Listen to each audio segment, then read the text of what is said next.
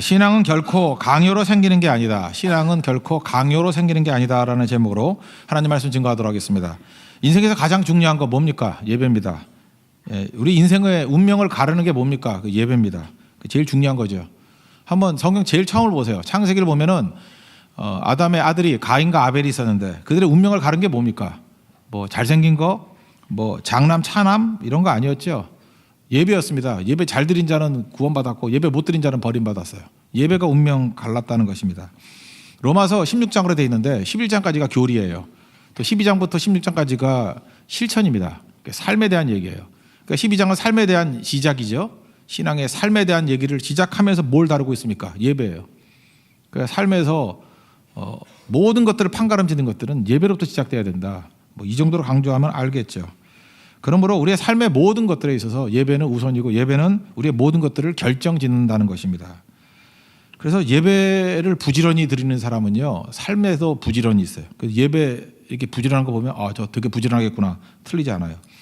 예배가 게을러 터져 있죠. 그러면 인생도 게을러 터져 있어요. 그리고 예배에 열정이 있는 사람이 있죠. 그 삶에도 열정이 있습니다. 예배 속이는 사람은 삶도 속이는 거고요. 예배에서 냉소적인 사람은 삶에서도 냉소적입니다. 그래서 예배는 삶을 압축적으로 보여주고 있습니다. 그래서 배우자 고르려고 그럴 때 예배 드리는 거 보세요. 그게 그 사람이에요. 압축해서 다 보여줘요. 성실하게 예배 드리는 사람은 성실한 인생이고요. 미리 나와서 예배 드리는 사람들은 절대 약속 안 어기지 않을 거고, 열정적으로 예배 드리는 사람은 그 사람 열정이 있어요. 뭐 반대의 나쁜 부분은 얘기하지 않겠습니다. 변화되면 되겠죠. 예배가 내 삶의 압축이다. 그래서 오늘도 그러잖아요. 변화시키고 싶으면 예배를 변화시키라고요. 우리가 무슨 재주로 우리 삶을 변화시켜요? 우리 삶을 우리가 못 변화시킨다고요. 예배가 변화가 되면은 삶은 예배에서부터 나온다니까요.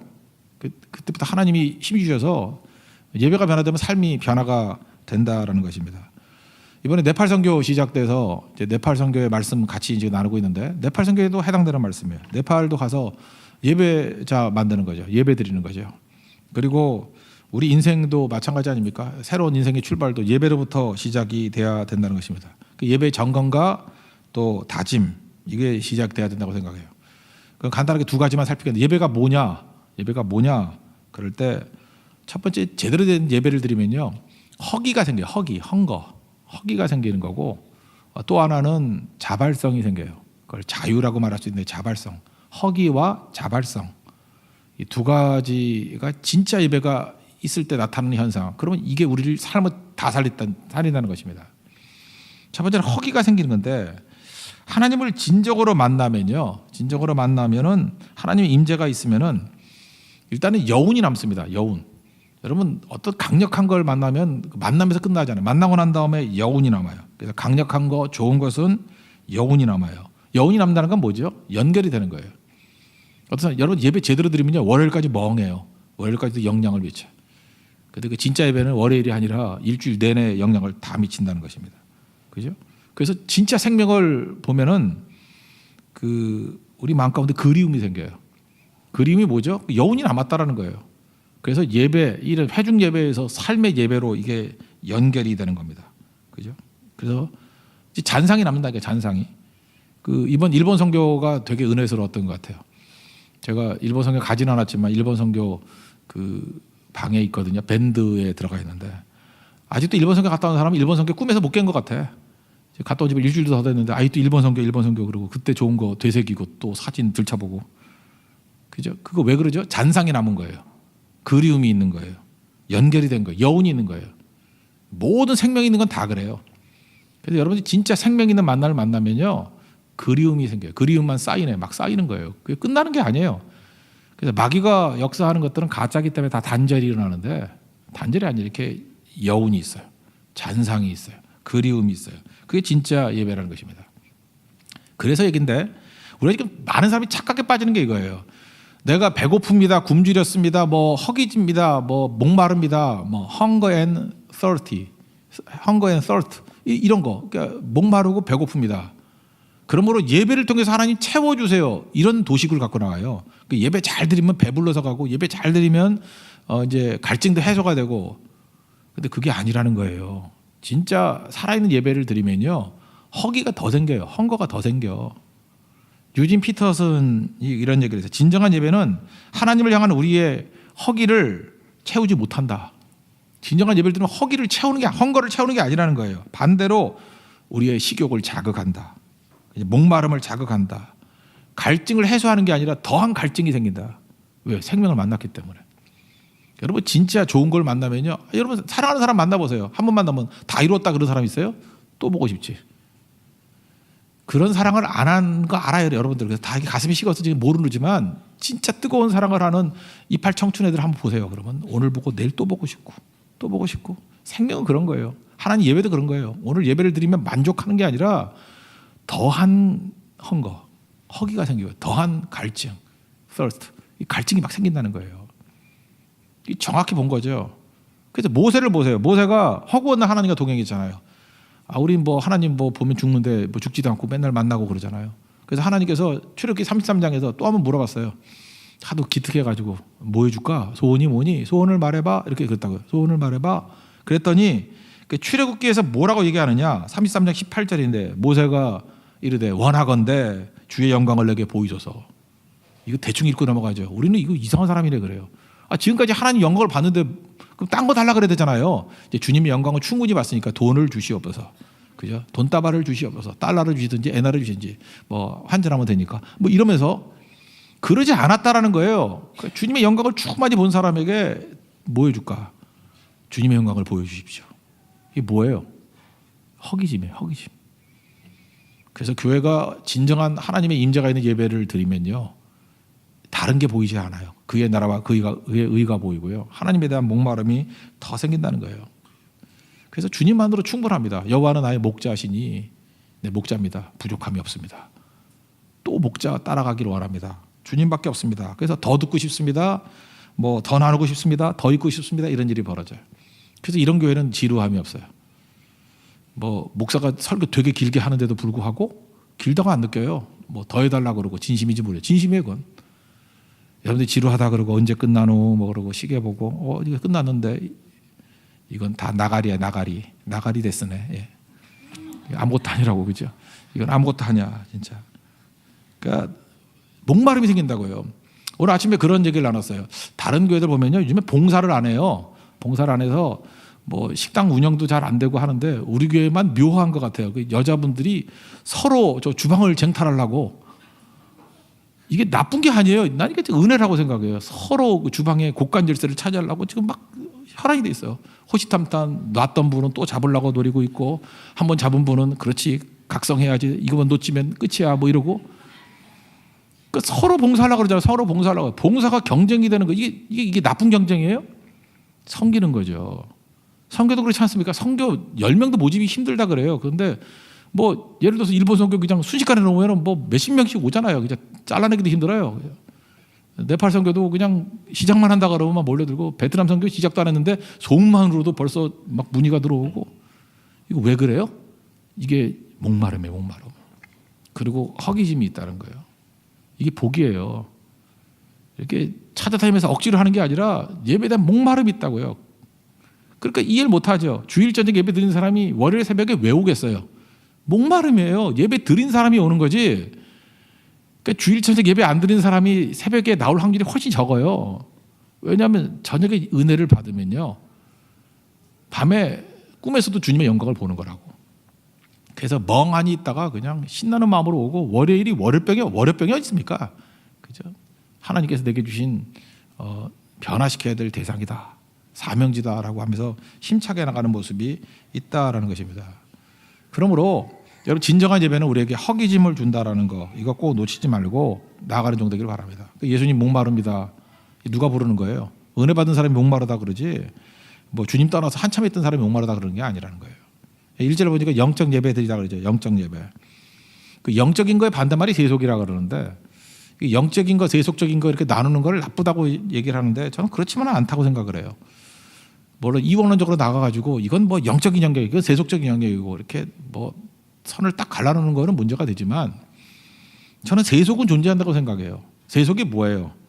영적인 것을 배제하려고 하는 모든 사고 체계예요. 그게 세속이에요. 그러니까 영적인 걸 다 무시해버리는 거예요. 그러니까 하나님 없는 세계관. 유물론적인 세계관이 그런 거 아니에요? 하나님 없는 세계관. 하나님 없이 그냥 나머지로 다 이끌어진대요. 그다음에 힘의 논리. 하나님은 생각도 안 하고 힘 있는 자가 최고야 뭐 이런 거. 이게 세속이에요, 세속. 그죠? 진화론적인 사고방식 뭐 이런 거. 이런 게 다 세속이라고요. 이런 게 우리에게 밀려 들어오면 이게 예배가 아니지. 예배는 그래서 영적인 거를 재무장시키는 거예요. 세속의 물결을 이기게 만드는 힘이 있다는 것입니다. 그래서 세속주의 핵심이 뭔지 아십니까? 여러분 세속주의자들이 뭘 하는지 알아요? 핵심은 예배를 부정하는 거예요. 교회에 세속주의가 들어오죠. 교회에서도 이 어중이 떠중이 같은 놈들이 들어와가지고 교회를 망치고 있는데 그들에게 있어서 절대 예배란 말이 안 와. 예배를 비웃어요. 예배드려 뭐하니? 백날 예배드리면 뭐하니? 그죠? 뭐 딴질 해야지. 뭐 정의로운 일을 해야지. 뭐 이렇게 나간다고요. 그 왜 그렇죠? 세속주의이기 때문에 그래요. 하나님 없는 세계관이고 예배 핵심이 하나님이잖아요. 하나님에 대한 경배가 없어요. 그리고 인간의 힘으로 하겠다는 거잖아요. 그죠? 우리끼리 힘 가지고 우리가 다짐하고 우리가 결심하면은 이루어진다. 그게 세속이에요. 그래서 세속주의 핵심은 하나님이 있는 게 아니고 사람이 있어요.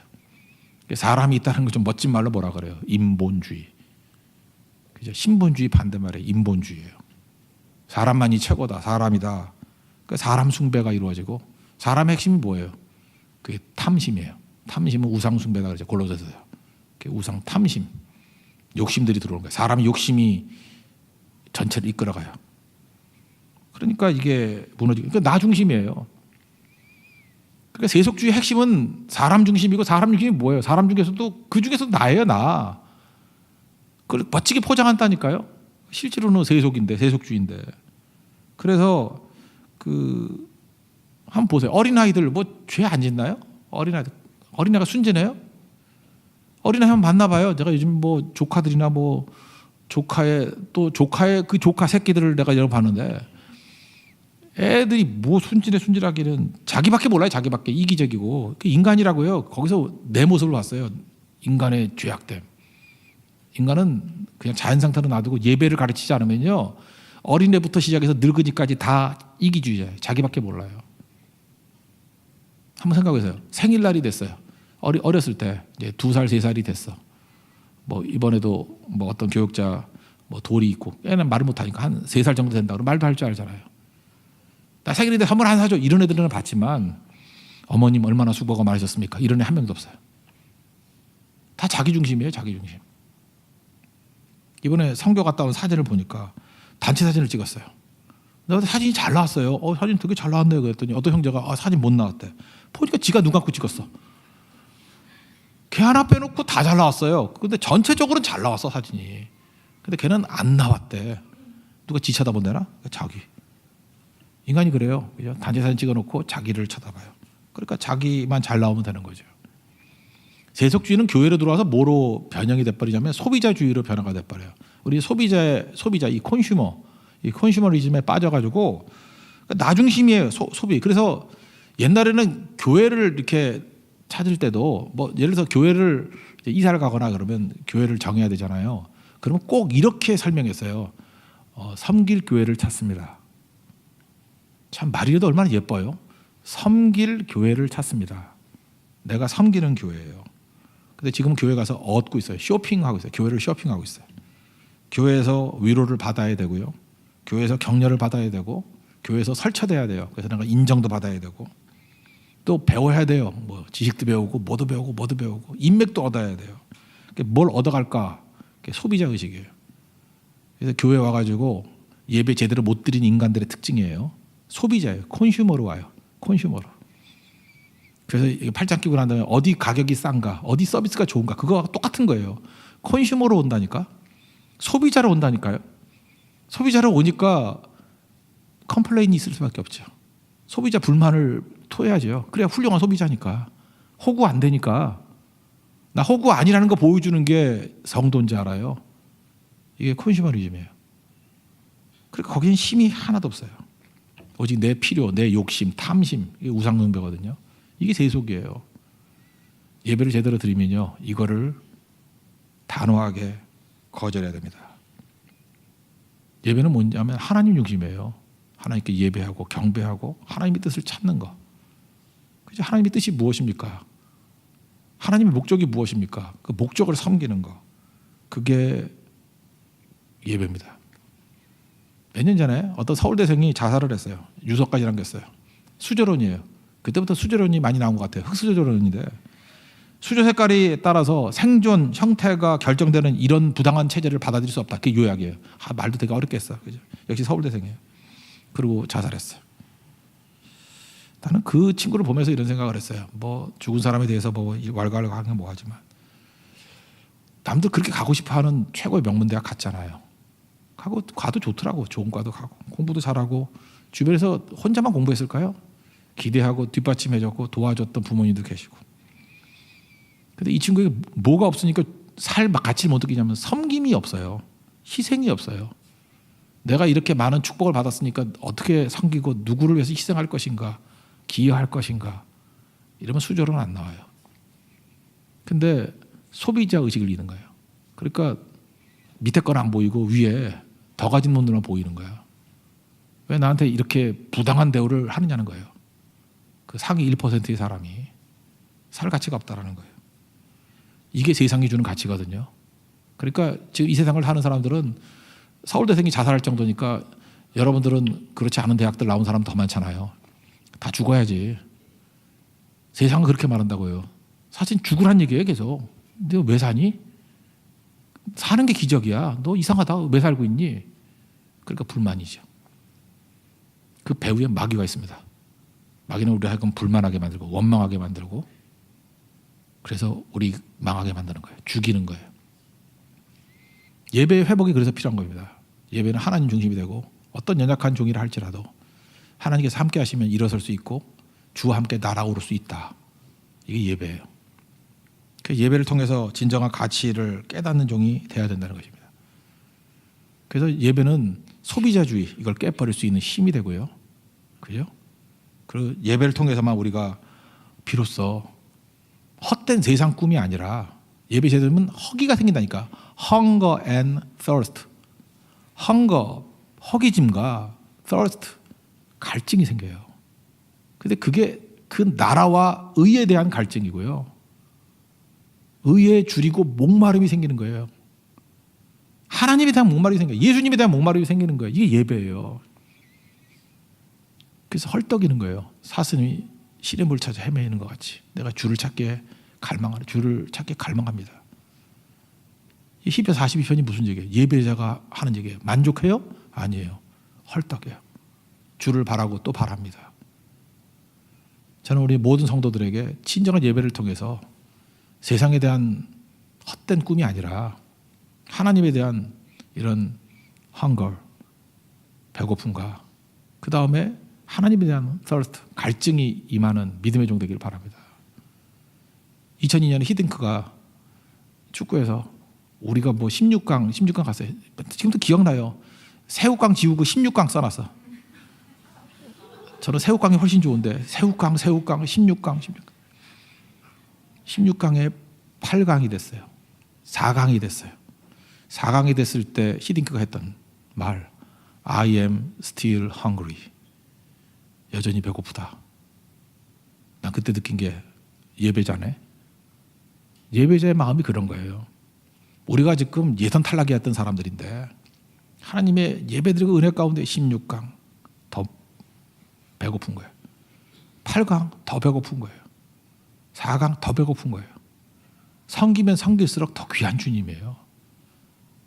진짜 가짜는 여기서 판가름이 난다는 것입니다. 주님에 대한 이런 목마름과 허기가 우리의 삶을 지배할 수 있는 능력이 종되길 바랍니다. 그게 예배예요. 저는 우리 교회가 분명히 그런 교회가 될 줄로 믿습니다. 주의 성령께서 하나님을 향한 허기가, 하나님을 향한 갈증이 우리에게 넘쳐나는 축복이 임하기를 기원합니다. 그게 예배라는 거예요. 두 번째 예배의 특징은 뭐냐 하면 자발성인데 이 자유예요. 사실은 요한복음 8장 32절의 말씀 진리를 알지니 진리가 너희를 자유케 하리라, 이 말씀이 해석이 이거 잘 못하는 사람 많아요. 이게 뭐야 이런다고요. 저는 제가 나온 대학이 이게 교훈이었어요. 교훈. 연세대 교훈이었거든요. 진리를 알지니 진리가 너희를 자유케 하리라. 그래서 학교에도 배지에도 진리 자유 그랬다고요. 근데 그거 아는 사람 거의 없었어요. 진리는 뭐예요? 진리는 말씀이고 진리는 예수님이죠. 그럼 예수님 또는 말씀이 대신 예수님을 붙들면 자유가 임한다. 자유가 뭐예요? 억지가 아니란 뜻이에요. 자유라는 것은 자발성이에요. 자발성. 그죠? 자발성을 가지고 뛰게 만들더라는 거예요. 우리 예를 한번 든다 그러면 인도에 계신 우리 이영길 선교사님이라든지 정은경 선교사님, 그분들 뭐 여러 가지 조건에 있어서 미국에 살던 분이에요. 인도에 그렇게 비하루라는 못 사는 지역에 살아야 될 이유가 없는 분이에요. 근데 그분들이 거기 왜 갔죠? 진리 때문에, 말씀 때문에, 예수님 때문에 간 거 아니에요? 예수님 때문에. 그때 영혼들을 살리려고 간 거 아니에요? 그죠? 더 말할 게 뭐 있어요? 진리를 알아서 그들이 갔던 게 뭐예요? 그게 자유예요. 자발성으로 간 거지 끌려간 게 아니라고.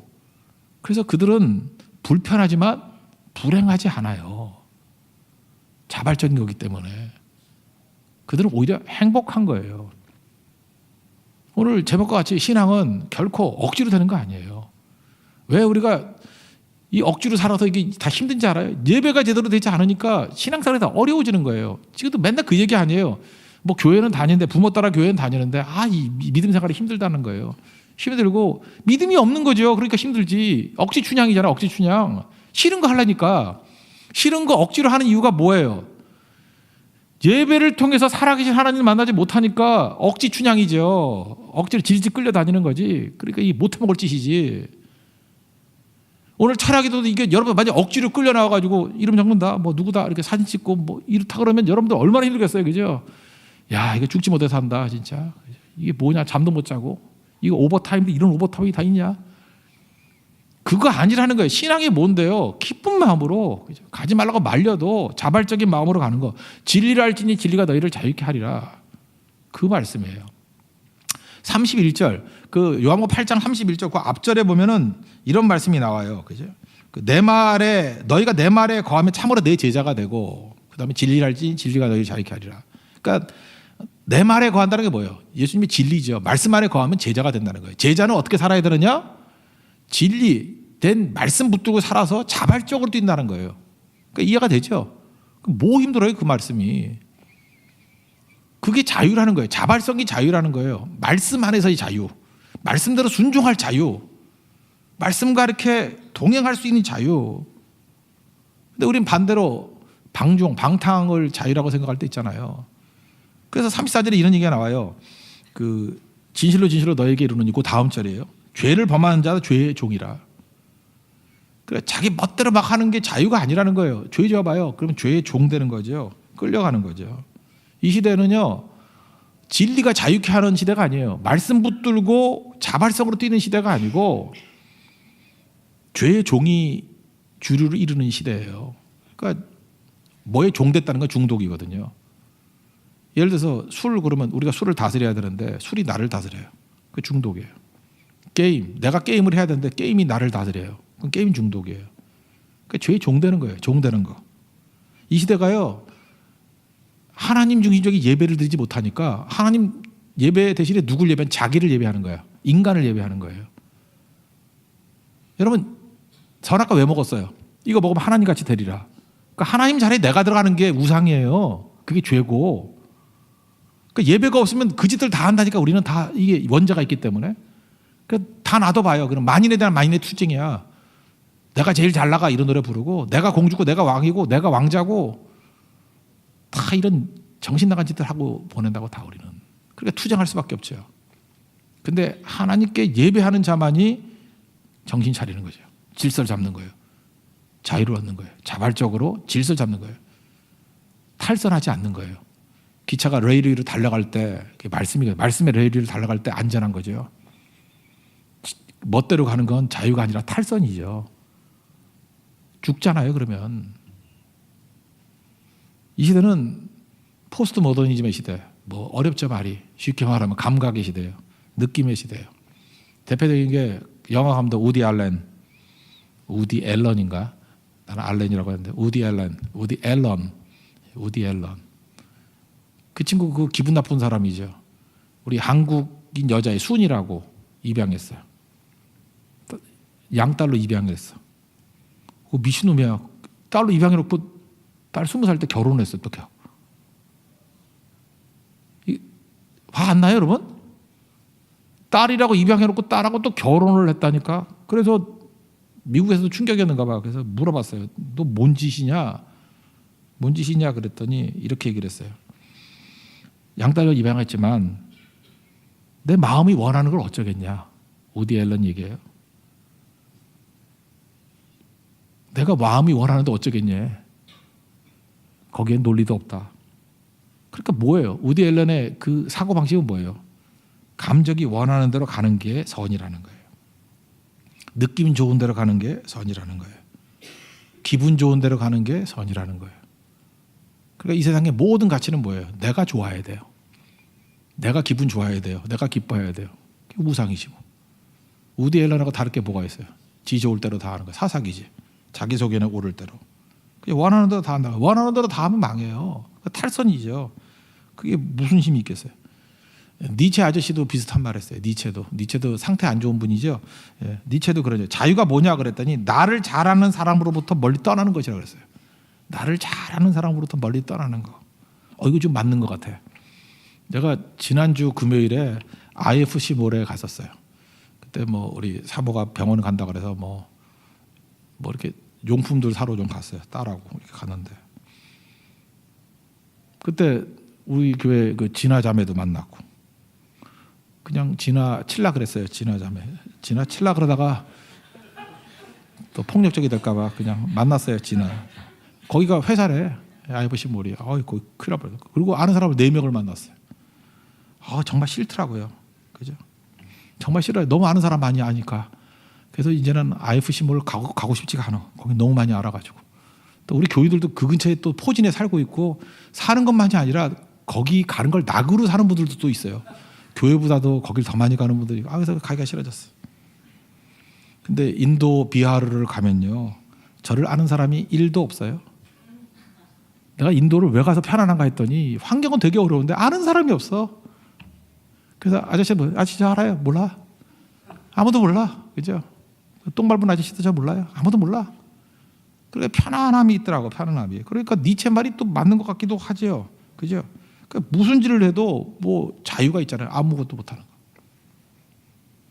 제가 그 유학생 집회 많이 했거든요. 그 유학생들 보면은 뭐 어떤 나라나 다 비슷하겠지만 뭐 옛날 한 10여 년 전에 유학생들 정말 자유를 맡기게 하는 것 같더라고. 내가 보니까. 얼마나 자유를 맡겼는지 부모 간섭도 없어.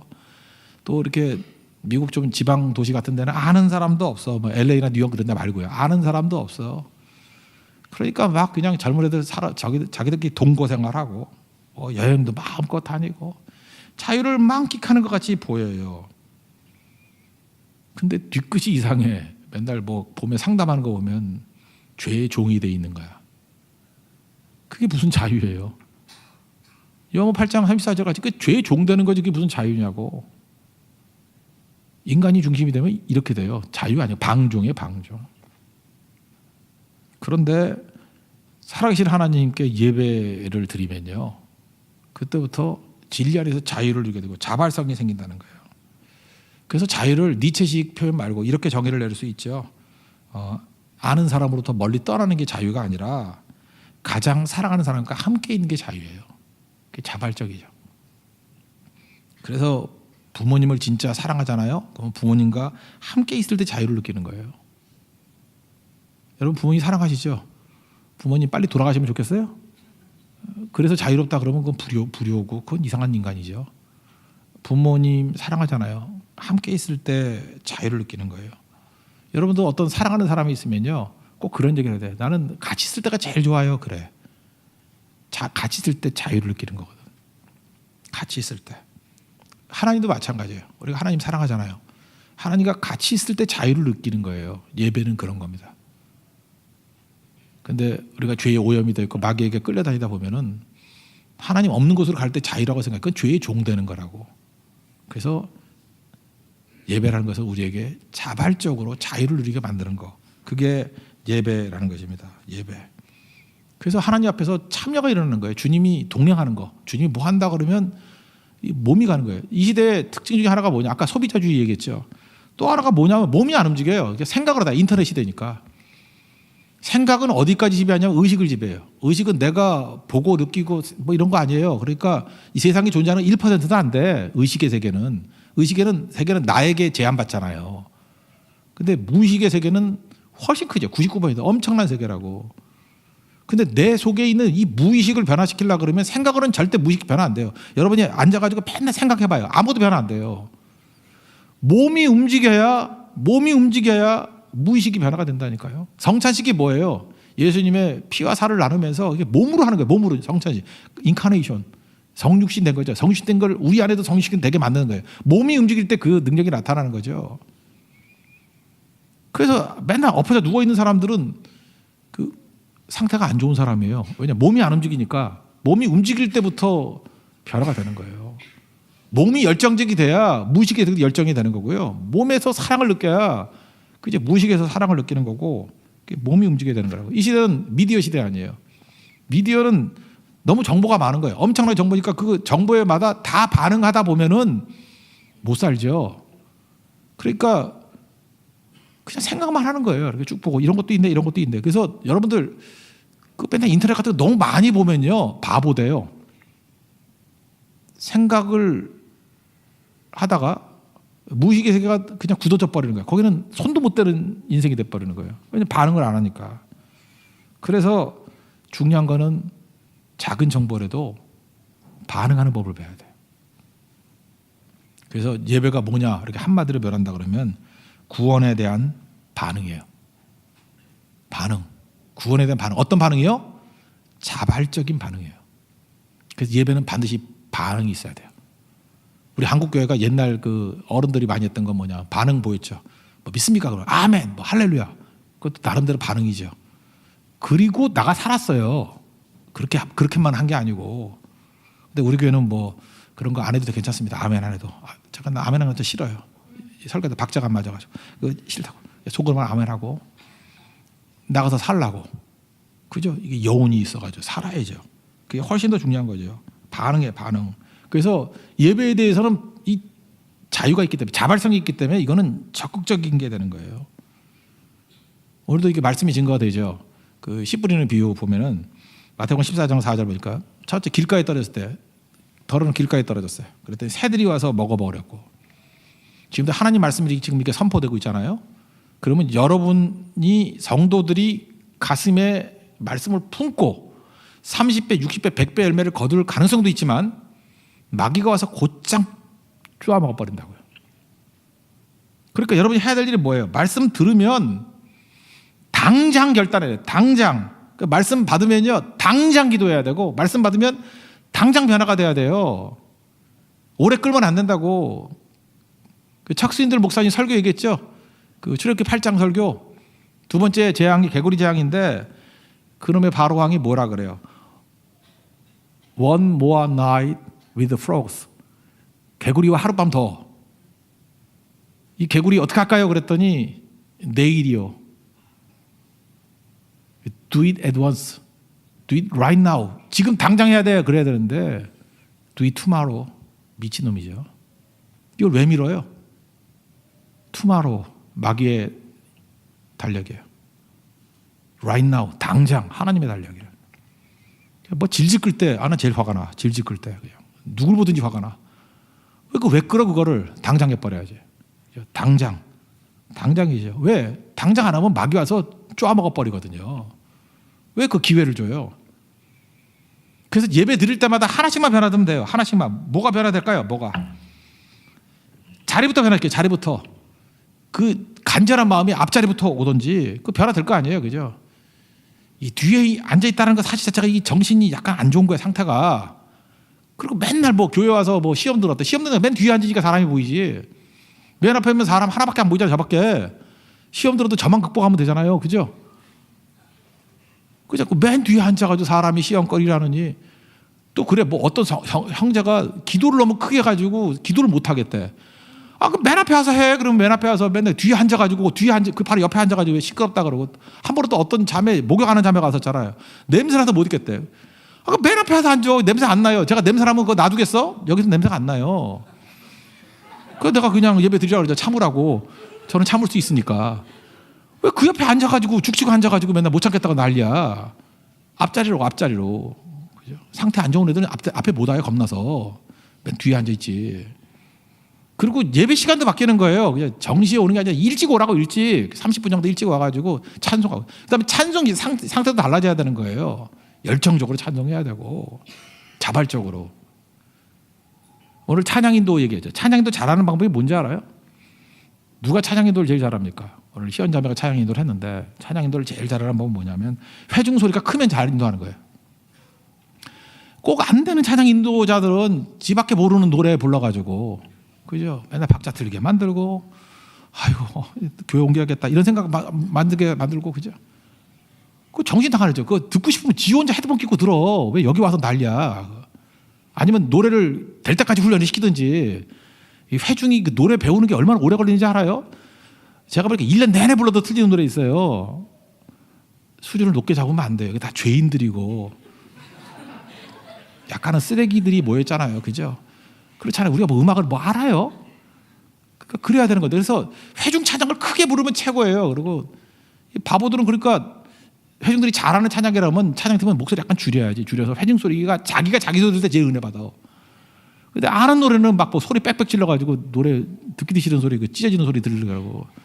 모르는 노래는 부르지도 않아. 그래서 목사 혼자 불러가지고 민망하게 만들고. 아, 내가 요즘에 성화됐으니까 참는 거지. 그거 어떻게 참아요? 그거. 아, 내가 혼자 부를 것 같으면 왜 세워 거기? 아, 흥분하지 말아야지. 그죠 이게? 이런 일이 이제 벌어진다. 이런 일이. 그러니까 중요한 거는 그거죠. 하나님 앞에 이렇게 적극적으로 변화될 거예요. 변화되는 거는 오래 끌 일이 아니라는 것입니다. 2절 보세요. 이 세대를 본받지 말고 마음을 새롭게 함으로 뭐라 그래요? 변화를 받아. 변화 받는 거예요. 변화. 작은 거 알아도 변화. 자발적인 변화예요. 자발적인 변화. 그래서 자발적으로 하나님의 뜻이 무엇인지 분별을 하라고, 하나님의 목적이 무엇인지를 분별하고 나아가라는 것입니다. 그게 예배예요. 그 예배 제대로 들으면 두 가지만 하면 된다니까요. 하나님 앞에서 예배 제대로 들으면 자꾸 목마름, 허기짐 이런 게 생겨요. 갈증, 허기와 갈증. 이게 진짜 예배예요.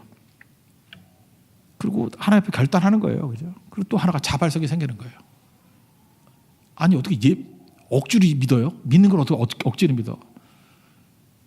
그래서 억지로 할 때는 그냥 버려둬야 돼. 탕자같이 버려두면은 쥐염절미 먹다가도 자발적으로 와. 하여튼 어떻게든 자발적으로 오게 만들어야 돼. 자발적으로 오도록 기도하고 기다려주고.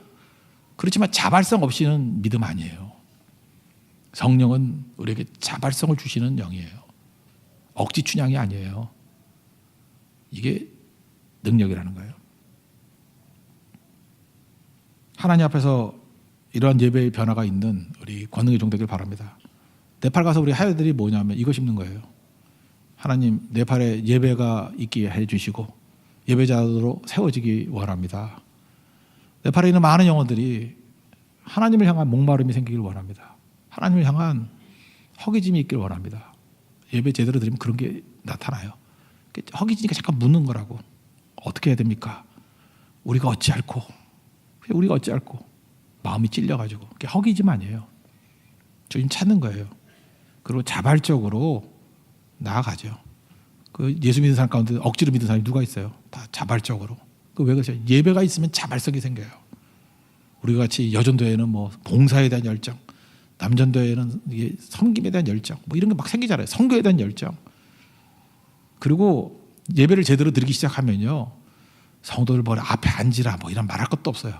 뒷자리가 아주 초라한 자리가 돼버리고 나중에 바닥까지도 앉게 되고 변화가 나타나는 거예요. 예배의 부흥은 우리 삶 전체를 다 변화시키고 교회를 변화시키고 국가를 변화시키고 시대를 변화시킵니다. 4월 첫 번째 차량기도인데 예배부터 새롭게 출발하십시오. 예배가 변화돼야 됩니다. 그럼 우리 삶이 변화돼요. 예배를 통해서 우리 삶 전체를 변화시킬 수 있는 믿음의 정도를 축원합니다. 모두 자리에서 일어나겠습니다. 마음이 상한 자를 고치시는 주님,